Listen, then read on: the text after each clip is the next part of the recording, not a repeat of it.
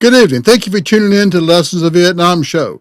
Here we strive to tell the real stories of the Vietnam veterans, the Vietnam War, especially the men and women who fought in the war. It's important to us to dispel the myths, mistruths, and misunderstandings, and sometimes downright lies about its participants in the war itself. I am Bill Dixon, Vietnam veteran, 6768, your host.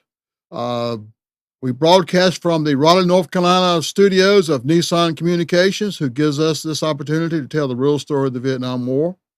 You are encouraged anytime during the show to participate with me during the show, ask questions, make comments, or whatever you'd like. And you see there on the screen to participate during the live show, go to 919-518-9773 or computers 2K Voice and come on and make your comments, make your suggestions, questions, or whatever it is that you want to do to be part of the show. Tonight's show is Memorial Day and its history. We're going to be talking a little bit about the difference between Memorial Day and Veterans Day and so forth. And as always, we want to make sure that as of any veterans out there, or you know any veterans, or yourself who having a tough time, to call into the Veterans Crisis Line at 1-800-273-8255. They got some good folks there to talk with you. Another good recommendation would go to our local vet center that's close to you. They're good folks. They're a little different from the VA. They're good folks there, and join in with them. So we're going to get started tonight, and hopefully most of you out there know the difference between Memorial Day and Veterans Day. There's a big difference. Okay. The first slide, of course, is a flag, and it's on Memorial Day. And okay. Memorial Day is our nation's solemn reminder that freedom is never free. I know that's a cliche. We hear it all the time. Freedom is never free, but I don't think you can say it enough. All opportunities we have in this country, all the great things we have, this country can be anything you want to be, no matter who you are, where you come from. But somebody paid for price for that. It's a moment of collective reflection on the noble sacrifices of those who gave the last measure of devotion in service of our ideals in defense of our nation. On this ceremonious day, we remember the fallen. Maybe going up to someone, a veteran, and saying, Happy Memorial Day is probably not the best thing to do. Today, Memorial Day, we don't celebrate, we commemorate, we reflect.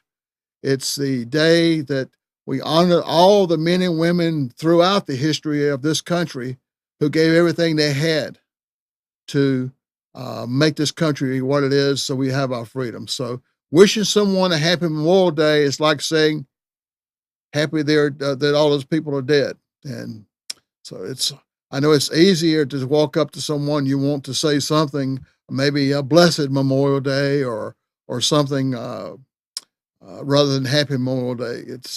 I guess it's happy because we're alive, but we're reflecting and remembering those who gave everything. So okay.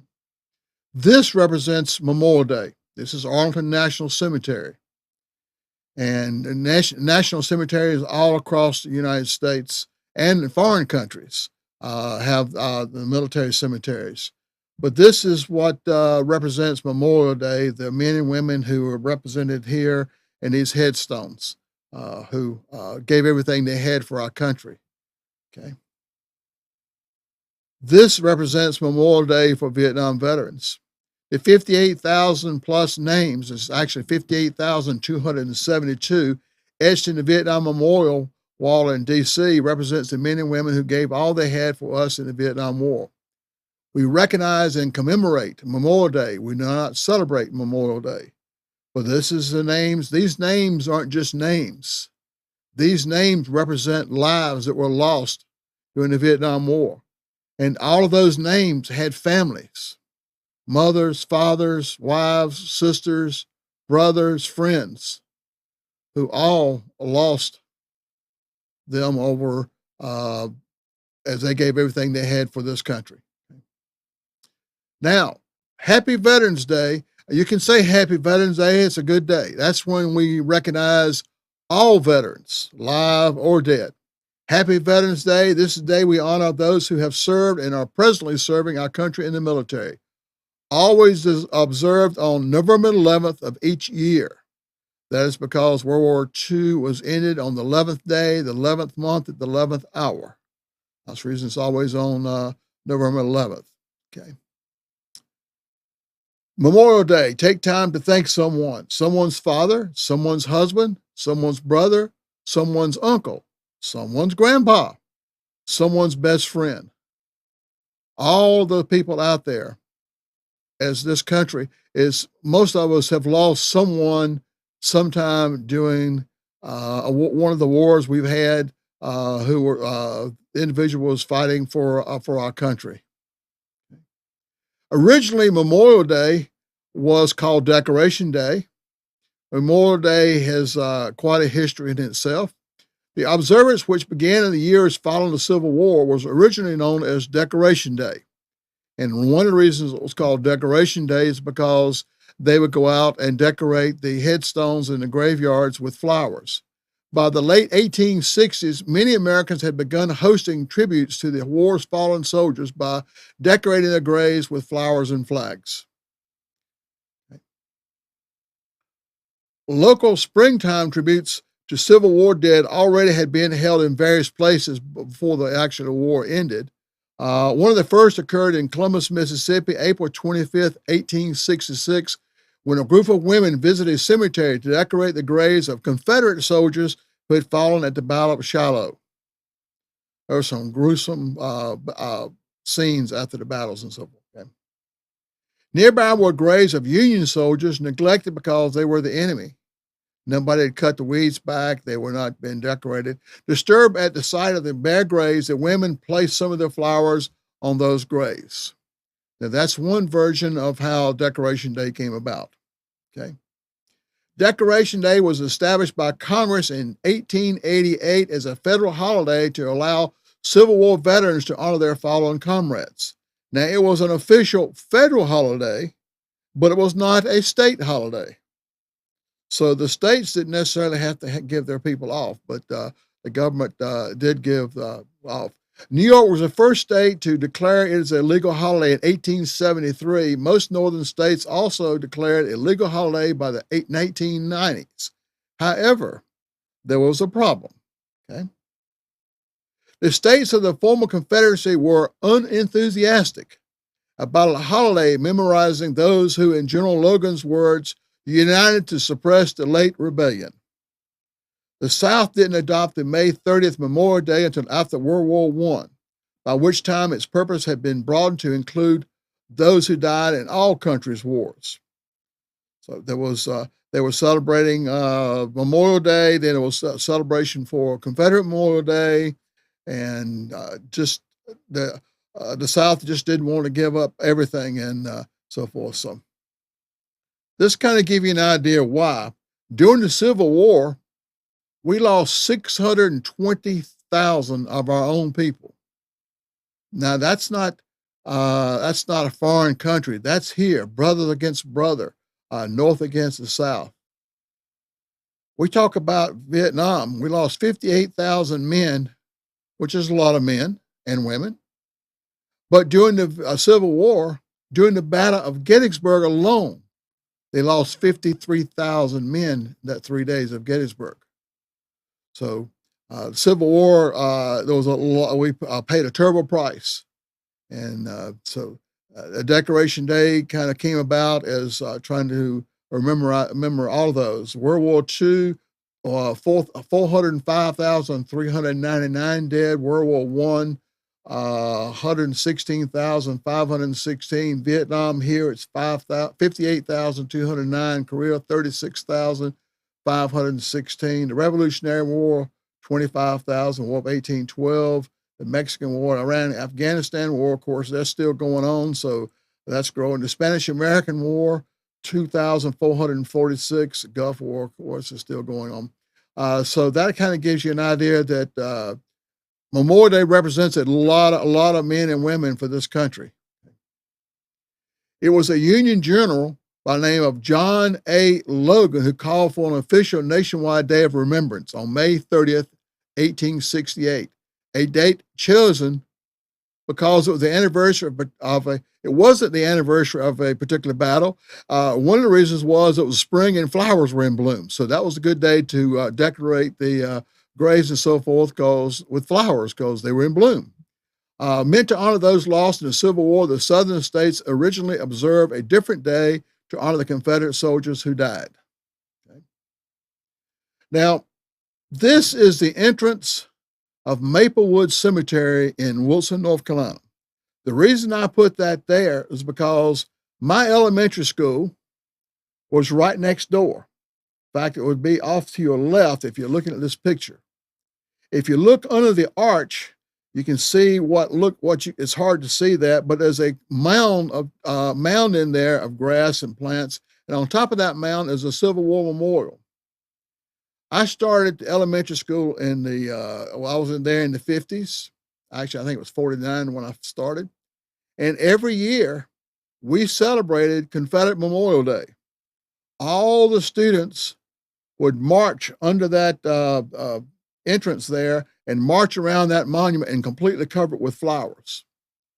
And a handful of Southern states continued to honor fallen Confederate soldiers in a separate Memorial Day, which we did for a long, long time. I don't think they do it anymore. They all celebrated on different days according to the states. Even the Southern states couldn't get together on what day. And how many of you know what this flag is?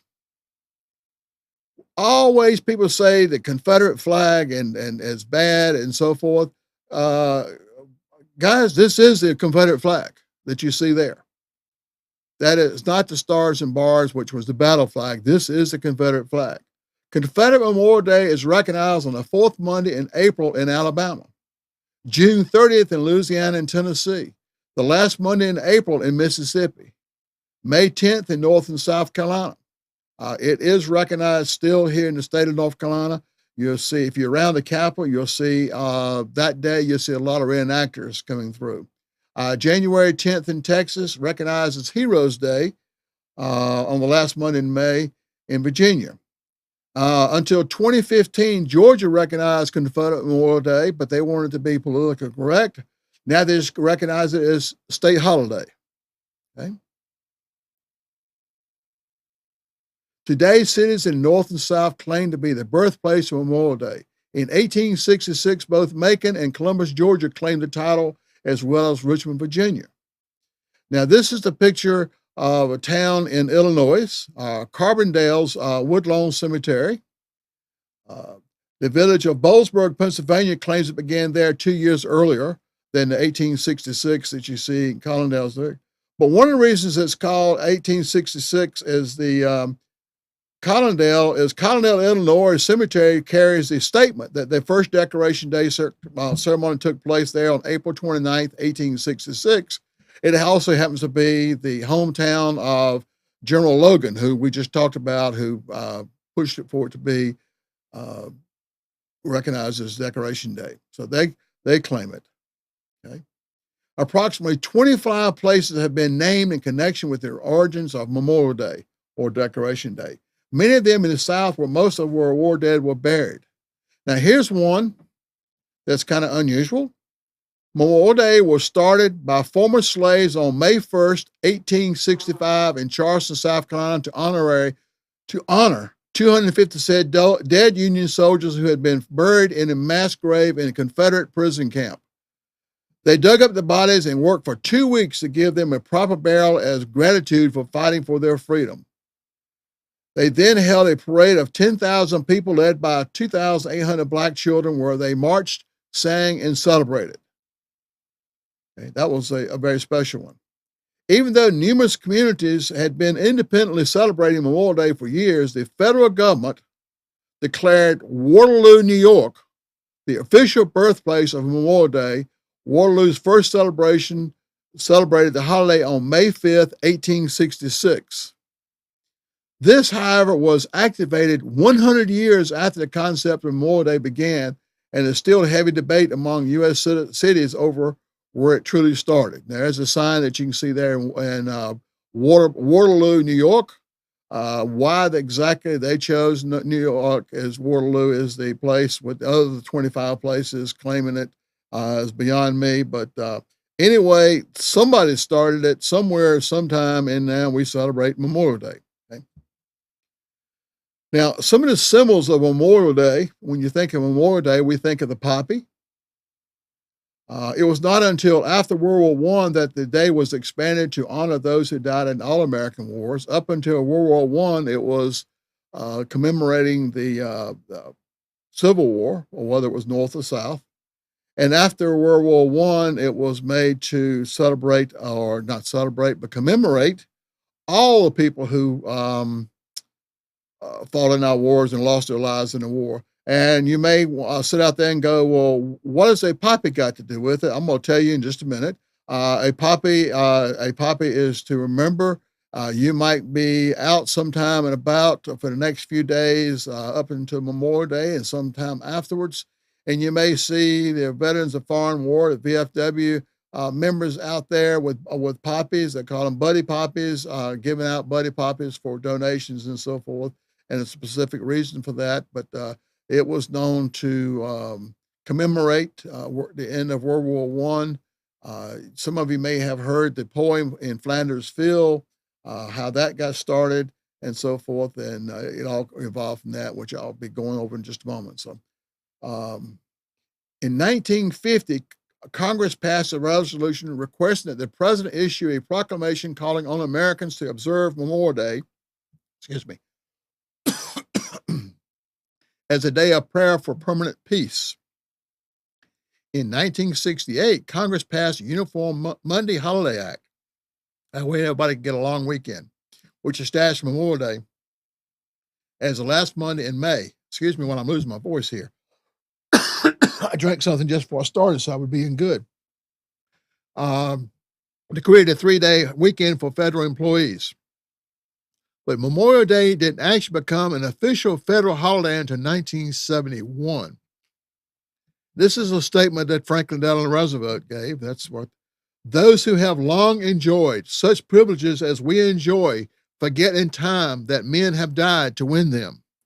And I think that speaks well for today. A lot of men and women who we get out there, we get busy on our lives and celebrating and this and doing that. Sometimes we forget the men and women who gave their lives for this country and gave everything there and their families.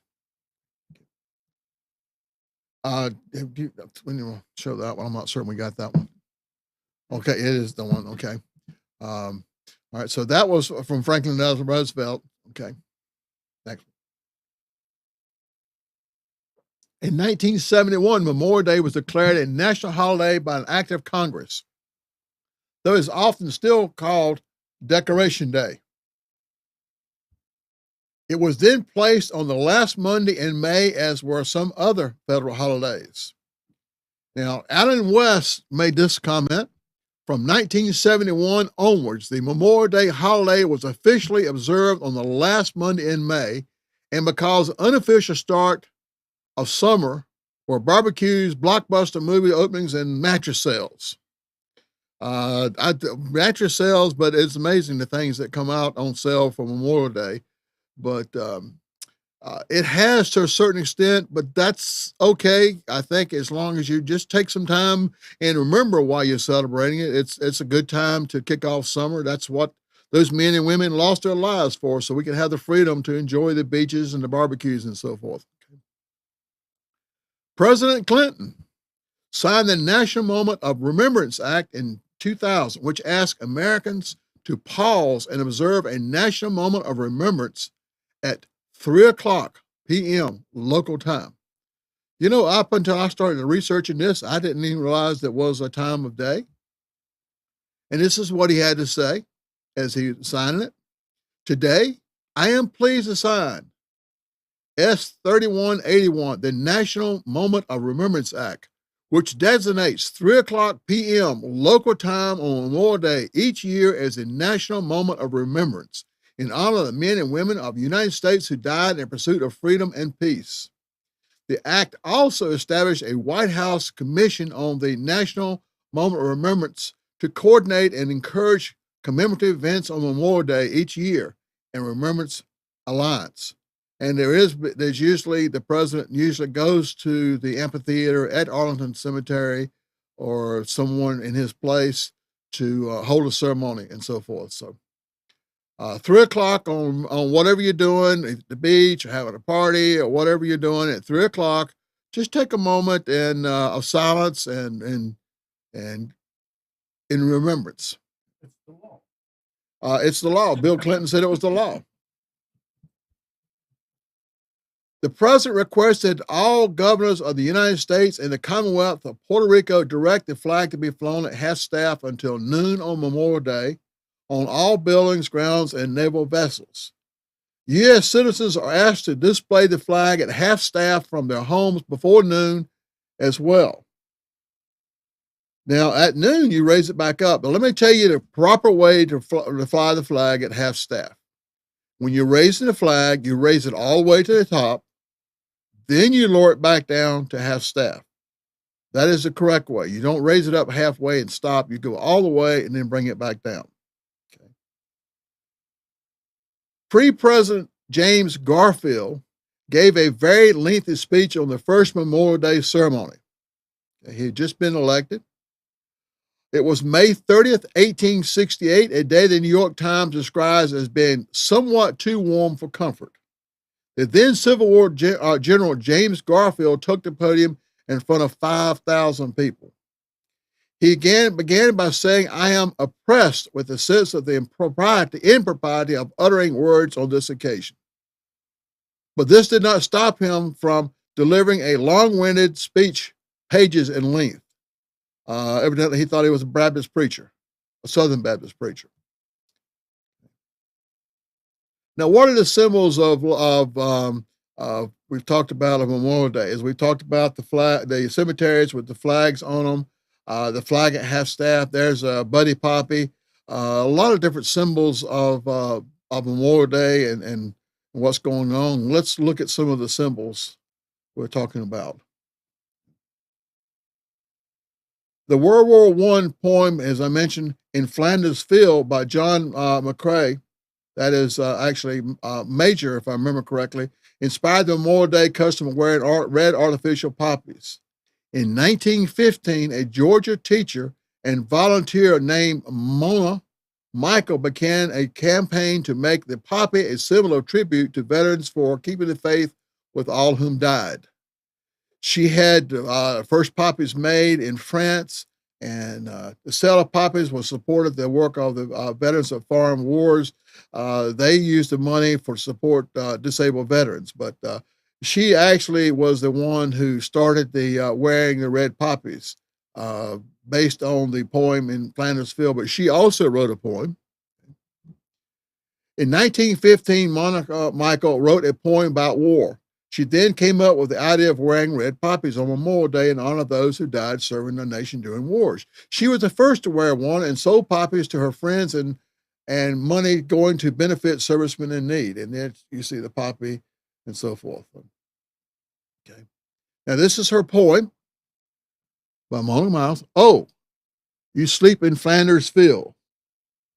Sleep sweet to rise anew. We caught the torch you threw, and holding high we keep the faith with all who died. We cherish, too, the poppy red that grows on fields where valor led. It seems to signal to the skies that blood of heroes never dies, but leads luster to the red of the flower that blooms above the dead in Flanders Field. And now the torch and poppy red we wear in honor of our dead. Fear not that you have died for naught. We'll teach the lessons that if you wrought in Flanders Field. Okay.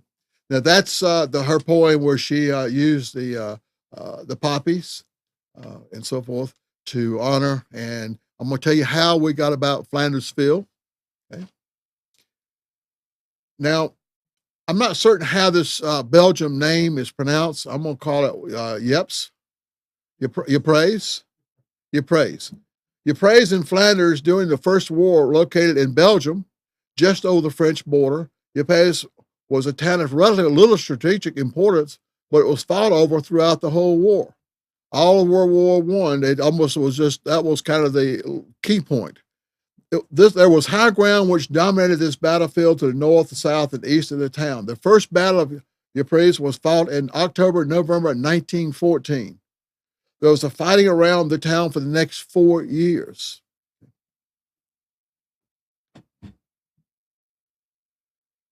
Now, as you can see there, to be in the World War One, down in those trenches, I mean, they drowned. The rats went down in there. When it rained, they were in mud. Trenches were dug around the area of Ypres and ended up in late 1914 as a large salient. Now, I had never heard of what a salient was, so I looked it up. And still didn't really understand it. But basically, it's a bulge. If you got enemy there, it's kind of like you take a balloon, you blow it up, it sticks out beyond your lines, so forth. So what happens was you lead that forward, and all of a sudden you found yourself surrounded by the enemy on two sides and in the front, because you just kind of bow out to their lines, and all of a sudden you've got you're kind of no man's land out there. So that's were difficult to defend because of the reason I just said, as they were vulnerable to enemy fire from three sides. But I guess that's what they need to do to keep moving forward. Okay. Lieutenant Colonel John McCrae, I'm sorry, Colonel, I just said you were major, but I apologize for that. He was a medical doctor in Flanders Field. Flanders Field remains to this day one of the most memorable war poems ever written. It is a lasting legacy of the terrible battle in the Ypres salient at the spring of 1915. World War One was the war to end all wars. How did that work out for us? Here's the story of the making of that poem. Although he had been a doctor for years and served in South African War, it was impossible to get used to the suffering of the screams and blood here, and Major John McCrae had seen and heard enough to last him a lifetime, because of people in the trenches and the gas warfare, where you can see the guys there wearing gas masks, as well as the and in the fog. As a surgeon attached to the 1st Field Artillery Brigade, Major McCrae, now I was right. When he wrote it, he was a major, who had joined the McGill faculty in 1900 after graduating from the University of Toronto, had spent 17 days treating injured men, Canadians, British, Indians, French, and Germans at the Ypres salient. It had been an ordeal he had hardly thought possible. McCrae later wrote of it. And you see all the bodies and the wounded there laying by the side. One particular death particularly affected McCrae. A young friend of his, former student, Lieutenant Alexis Helmer of Ottawa, had been killed by a shell burst on May 2nd, 1915. Lieutenant Helmer was buried later that day in a little cemetery outside of McCrae's dressing station. In other words, that's where it's not where he got dressed, that's where he dressed the wounded. McCrae had performed the funeral ceremony because there was not a chaplain around, so he did the honors for the lieutenant. And you can see the awesome sight of the soldiers and so forth there. The next day, sitting on the back of an ambulance parked near the dressing station beside just a few hundred yards north of Ypres, McCrae vented his anguish by composing a poem. The major was no stranger to writing, having authored several medical tests besides dabbling in poetry. There he was sitting on the back of an ambulance like that. This is there's this monument of him sitting there writing, and you see the poppies. One of the reasons that the poppies were growing so much, the ground had been torn up so much by the trenches and the artillery rounds coming in, that the soil was tilled and the poppies were growing everywhere. I mean, they just with the dead on the graves of the dead, and because of the all the soil was just all tore up, so the poppies seeds were going. In nearby cemetery, McCrae could see the wild poppies that sprang up in the ditches in that part of Europe, and he spent 20 minutes of precious rest time scribbling 15 lines of verse in a notebook. It was very nearly not published. Dissatisfied with it, McCrae tossed the poem away, but a fellow officer retrieved it and sent it to newspapers in England, and all of them turned it down. But the Spectator in London rejected it, but Punch published it on December 8th, 1915. And that's what, and the rest of it, as we say, with history. This is the poem. In Flanders Field by Lieutenant Colonel John McCrae, medical doctor, 1872 to 1918. He was in the Canadian Army in Flanders Field in Belgium, right on the French border. Between the crosses, row on row, that mark our places, and in the sky, the lark still bravely singing, flies scarce heard among the guns below. We are the dead. Short days ago, we lived, felt dawn, saw sunset, glow, loved and were loved, and now we lie in Flanders Field. Take up our quarrel with the foe. To you from failing hands we throw the torch. Be yours, hold it high. If ye break faith with us who die, we shall not sleep, though poppies grow in Flanders Field. And that poem became very famous and represents basically the World War I. And Mona read that and then wrote her poem and come up with the poppies. But that's the poppies growing in Flanders Field. In 1918, the first grizzly Germans pushed forward in the spring offensive Operation Michael, and then the British drove them back. During their advance, the Germans never quite reached Waterloo, as the various demarcation stones around the region showed. That's the reason the whole 4 years there was battles going on there, but the Germans just never really took over the town like they thought they were going to do. Throughout the war, the Allies were determined to hold on to Waterloo, and despite fierce attempts to take it, they did. But that was the reason for Flanders Field and so forth, because there was so much going on. Now, today, there is a cemetery there of American dead. The Flanders Field American Cemetery, Belgium, occupies 6.2-acre site. Massive, graceful trees and shrubbery frame the burial area and screen it from passing traffic. And this is one of the entrances to the American Cemetery.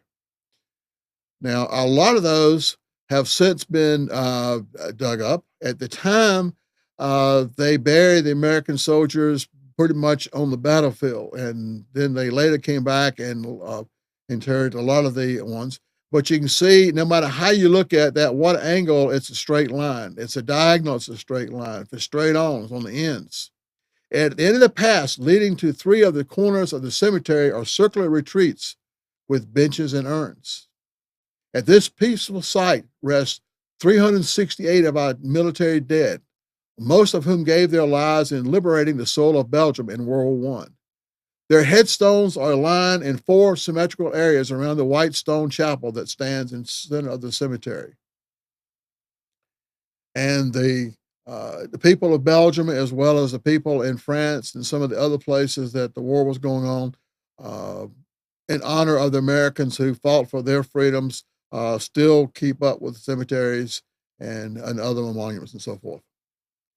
Now, another symbol you will find on Memorial Day is the Gold Star family. If you have a relative in the war or in the military, I can tell you, you do not want to be a member of the Gold Star family. It is not an honor that people look for. Gold Star families are immediate relatives of U.S. Armed Forces members who died in battle or in support of certain military activities. These relatives can be parents, sons, daughters, brothers, sisters, or other loved ones. The term Gold Star was first used in World War I when families flew flags with stars representing each loved one fighting in the conflict. When you fly the flag, it was a blue star. If you had family members fighting in World War I, you hung a banner in your window with a blue star on it. And if you lost the loved one, you replaced that with a gold star. And I think their monument there is very apropos. Uh, Gold Star family is a cutout, a figure of a soldier standing there, but is no longer there. A tribute to mothers and fathers who sacrificed a loved one for our freedom. And if you see someone who has a gold star on them, please take a moment and tell them that you appreciate their sacrifice and so forth. Okay. This also represents Memorial Day. Lives lost, family members who have to go on. As you can see here, this young lady could be her husband, it could be her father, it's probably her husband, visiting and spending time with her loved one. And at its bottom, it says, in case you thought it was a national barbecue day, it is more than that. So that represents to me what Memorial Day is the loss of a life that could have been. Now let's talk about another symbol of Memorial Day, the Tomb of an Unknown Soldier. If you ever get a chance to go to D.C., you owe it to yourself to go out to the Arlington Cemetery and watch the changing of the guards at the Tomb of an Unknown Soldier. I don't care what the weather is, these men will be there walking guard. Snow, sleet, hurricanes. The hurricane that went up there, they kept right on going. This is what's inscribed on that tomb there. Here rests in honored glory an American soldier known but to God. That is the inscription of the Tomb of Unknowns, established at Arlington National Cemetery to inter the remains of their first unknown soldier, a World War I fighter, on November 11th, 1921. Unknown soldiers from World War II and the Korean War subsequently were interred in the tomb on Memorial Day, 1958. Now, you notice there that it didn't say anything about the Vietnam War. Okay. There was actually a ceremony that an emotional President Ronald Reagan presided over in the interment of 6 bones. That's all they had, remains of an unidentified Vietnam War soldier on November 28, 1984. 14 years later, though, those remains were disinterred because they were no longer unknown. But the kicker is that they knew who it was to start with. Somebody in the powers that be said, we need a body, we need an unknown soldier because the president is going to come and give a speech, and we need some remains to put in there. And they used this man's remains. And everything they had, his part of his uniform and everything, his wallet, who said who he was, they put it in the casket with him. Spurred by the investigation by a Vietnam veteran and activist, Ted Sampley of Kinston, North Carolina, the Defense Department removed the remains for the Tomb of the Unknowns for DNA testing. Now, when Ted first brought this up, the Pentagon and everybody else had said, no, we don't know who he is. Okay, but Ted notified the family that it was this man. They also notified the Pentagon, and later they went to the news, and that's how it all came about. Okay. The once unknown fighter was Air Force pilot Lieutenant Michael Joseph Blassie, whose jet crashed in South Vietnam in 1972. The sample investigation suggested that the Military Review Board that had changed the designation on Lieutenant Blassie's remains to unknown did so under pressure from veterans groups to honor a casualty from the Vietnam War. Basically, what that's saying is the American Legion, the VFW, and some of the other groups were saying, hey, we need a soldier from the Vietnam War to be interned into the Tomb of an Unknown Soldier. I don't think any of those organizations should come out there and say, take some remains from anybody, even if you know who they are, and don't tell the family, and we'll bury those in the Tomb of the Unknown. But that was their excuse, was the pressure. Lieutenant Blassie was reburied near his hometown of St. Louis. The crypt of the Vietnam Unknown at Arlington remains permanently empty. This should not be an official unknown anymore because of DNA. They give the unknown the Medal of Honor, but since they disinterred Lieutenant Blosset, they took it back from him and said it was for the unknown. And since he was no longer unknown, that he no longer had. Originally entombed of the unknown soldier at Arlington National Cemetery, DNA discovered, named Jefferson Barracks, National Cemetery, St. Louis, Missouri, April 28, 2004. That's when he was buried, reburied at Jefferson Barracks. His family finally got closing. It is customary on Memorial Day to fly the flag at half staff until noon and then raise it to top at the staff until sunset. That's another rule that I didn't know anything about. That's like the 3 o'clock rule that I always thought it was just flew at half staff all day. But according to customary Memorial Days, you fly to half staff until noon and you raise it up to full staff. Okay. All kinds of things. We have the National Memorial Day parades. We have Memorial Day ceremonies. I will be at several of them myself on Memorial Day. I'm actually going to some on Saturday, and I believe there's one in Cary on Sunday at the cemetery there in Cary. But those are some of the symbols of Memorial Day and the things that are going on. Okay. Memorial Day concerts. If PBS will have the national concert going on. It's right there on the mall. Some great entertainment there. You'll have it's a good record it if you can't watch it live. Record it on PBS, whatever station you are. It's a great concert, and they do a great job of honoring and commemorating Memorial Day. So that's a good concert. You can see some of the people there. Overlooking, and normally you could see the Washington Monument in the background, but I don't think you can see it there. But anyway, there are more concerts. Now, taps. The 24-note bugle call is played at all military funerals and memorial services. It originated in 1862 when Union General Dan Butterfield grew tired of the lights out call and sounded the end of the day.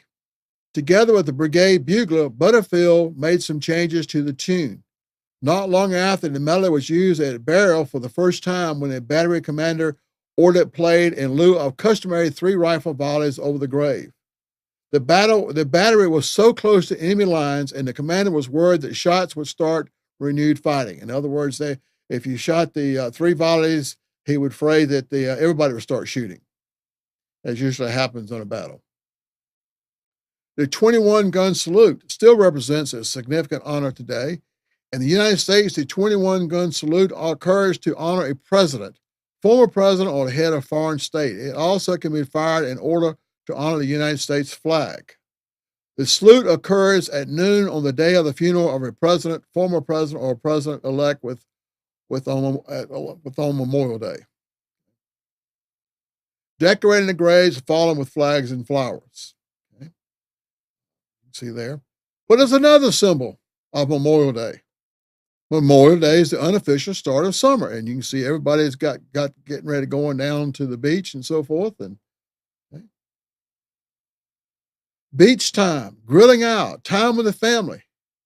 And I personally, and I think the ones that we're honoring on Memorial Day, there's absolutely no reason not to take this special time with your family because family time is so important today, as busy as we are. But take that time at 3 o'clock to remember those who gave everything. Just, you can enjoy yourself and the family and go to the beach and go to the mountains and go to the lake or whatever it is you're going to do, but still honor Memorial Day for what it is. Just take a few minutes out and remember those who gave everything for us, and also remember their families, okay? Now, this is one that totally gets with me. Why we have all these Memorial Day sales? I guess it doesn't take, you have a sale for any reason. It doesn't make any difference, but a lot of Memorial Day sales going on and so forth. And so if you're looking for something in particular, like we said a while ago, a mattress, maybe this would be a Memorial Day, would be a good time to buy it. Why mattresses on Memorial Day? I guess because people are stretched out. Anyway, Memorial Day sales and so forth. But I'm not certain how they honor. The thanking of you on Memorial Day, the men and women we honor on Memorial Day gave all they had to give for our freedom and enjoy the country and our families so that we can enjoy our country and our families. Please take a moment at 3 o'clock to pause and honor those who lost their lives for us to be free. As we enjoy that freedom on Memorial Day and every day, as we mentioned a while ago, the old cliche, freedom is not free. This is an example of what Memorial Day is all about. As we remember those who gave their all for us, and remember their families, also paid a heavy price for our freedom. Freedom is not free. Freedom is truly not free. Now, here's a young lady who has a new baby, and evidently she's lost her husband, fighting for our country. She's got to raise that baby on her own. As you can see on the blanket there, they have pictures of him to remember, so the baby can grow up and remember its father. And that's why it's so important that we take the time. Death leaves a heartache no one can heal. Love leaves a memory no one can steal. Land of the free because of the brave. We are out there and we can enjoy the time at the beach. We can enjoy the mattress sales. We can enjoy all the things this country has. This country, yes, it has some problems. But then again, all countries have problems. All families have their own problems. Life is problems. That's how we grow and become strong to solve our problems. But no matter how you look at it, this is the greatest country you can live in. You don't hear a whole lot of people who taking a boat from the United States that's about to sink and row to Cuba or escape here and go to Vietnam to live or any of the other communist countries. People are always coming here. That's why we're having so much problems now with immigrants coming in and illegal people coming in.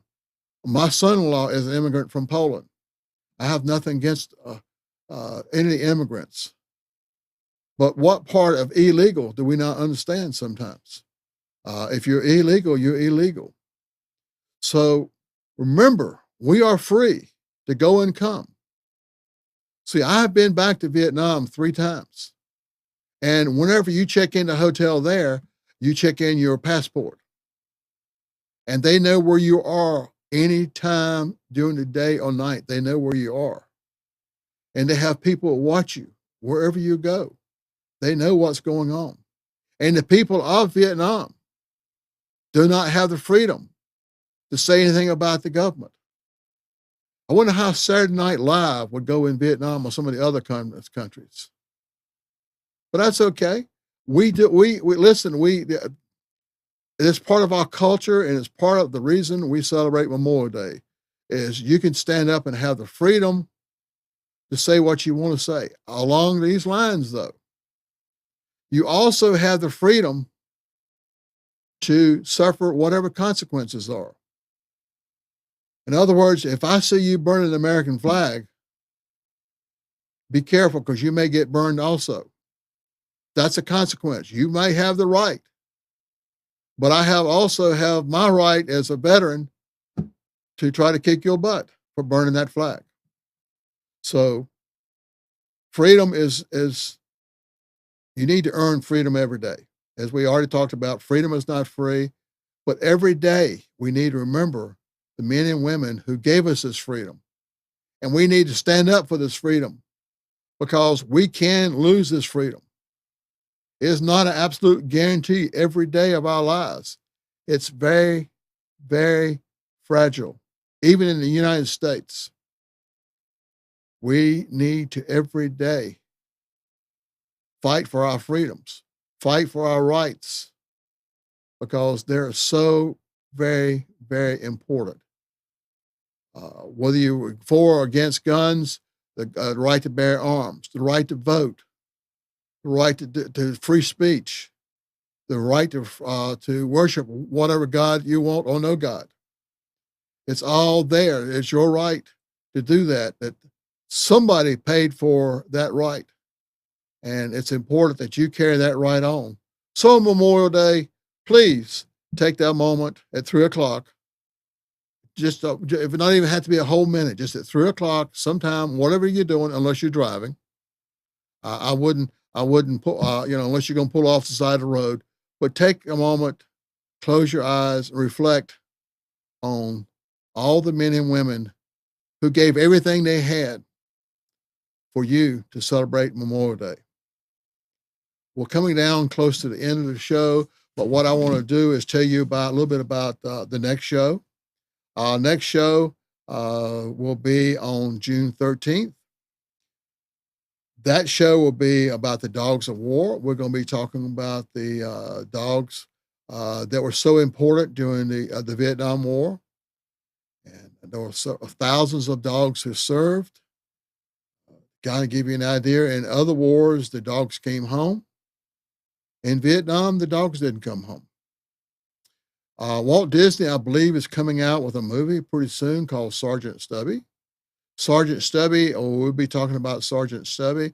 Sergeant Stubby was a stray dog that was kind of adopted by the World War I soldiers who were studying and training and so forth. They smuggled him on the ship and flew him, not flew him, but took him on the ship over to Europe where the battles were, and quite an interesting story. But there's some hero dogs who also came out of the Vietnam War, dedicated to those dogs. They say that there's at least 10,000 men who owe their lives to the dogs of Vietnam. During World War I, they were using they used all kinds of different dogs. Sergeant Stubby reminds me, I have a dog that's they call him a Staffordshire Terrier, which is something like a miniature pit bull. They used just about any kind of dog during World War I. They used as military dogs. They even had gas masks and so forth during the gas wars and so forth in the trenches. So I think you'll enjoy the show. We go back to Buddy Poppies. If you see someone in Buddy Poppies, get one and wear it. And they honor all the men and women who gave their lives. And if you make a donation when you get one, it all goes. If it goes to the VFW or the American Legion, primarily the VFW, it all goes for disabled veterans. It does not pay for someone to raise money and so forth. I had a call this week wanting me to give money for the policeman, and I asked the guy, "Okay, are you a policeman or you're a fundraiser?" And that kind of ended the conversation. Because if you look out there, most of the fundraisers, all the money goes to the fundraisers and very little to the thing. But you can rest assured if you make a donation for a Buddy Poppy to remember out the men and women who gave everything, that money goes for disabled veterans or veterans in need and so forth. So again, thank you for watching the show. Looking forward to the next show. The one will be June 13th. That show will be about the Dogs of War. And June 27th show, we'll have a guest, John Harrison, a Vietnam vet, also wrote a book. But I'm looking forward to that show and other shows. So again, if you have any suggestions for a topic for a show or anything you'd like to hear, let us know. Check in with Amnon, email me. You saw at the front how to get in touch with me. But let us know. We want to do the shows that you want to see. That's why we're here, trying to dispel the myths and so forth. But we want to cover the subject. There's so many different subjects out there. I've got so many different shows working. But I'd love to have you come in and be a guest, or even if you're not a Vietnam vet, if you lived during that time, come on and tell us what life was about watching the war on TV. We were the first TV war. How was it when your family would sit down for dinner at night and the TV was on and they did the body count and so forth? Being I was in Vietnam, I didn't watch that. I didn't get a chance to see that. It'd be interesting to see. So if the Vietnam War has touched you in any way, you're a war protester, would love to have you come on. If you were a family member there and you had someone there, we'd love to have you. There's all kinds of different ways that you can have a story of this true story of Vietnam. We're not just looking for the guys in combat, because we talked about before, it takes 10 support soldiers to support one in combat. And I'm always looking for guests, and I'll ask a guy, hey, how about coming on the show and tell us what you did? Oh, you don't want my story. I was a RIMF in the back. And that's the kind of stories I want. I want, we always hear in the movies and so forth about the combat soldiers, but even in the back end of the base camps and so forth during the Vietnam War, there was no safe places. So if you're out there, please come in and tell us your story, whatever it is. There's a place for it. These shows are archives. As you probably know, you can go back in and watch them on demand.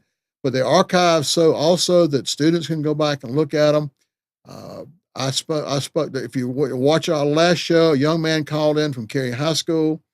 The next day, I went in and spoke to 15 different classes with some other Vietnam vets and met that student. Friday, I'm meeting a crowd of students at another high school here to talk about the Vietnam War and so forth.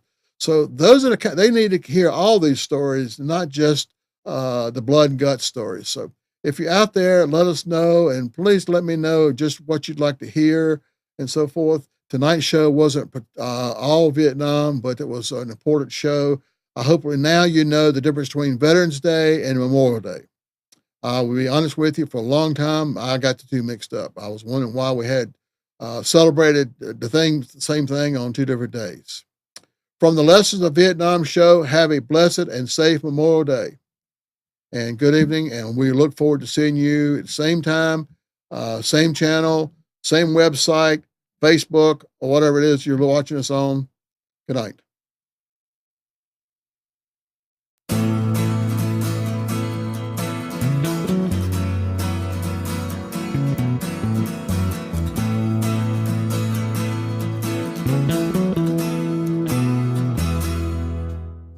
You are tuned to the Nissan Communications Network. If you tuned in too late, you can always watch each program in its entirety or download an MP3 audio file of it in the archives section at nissancommunications.com. Don't forget to subscribe to our YouTube channel, follow us on Twitter, and like us on Facebook. Sponsored by Telestream's Wirecast software, StreamingGear.com, Carolina Apparel, and DeltaForce.net.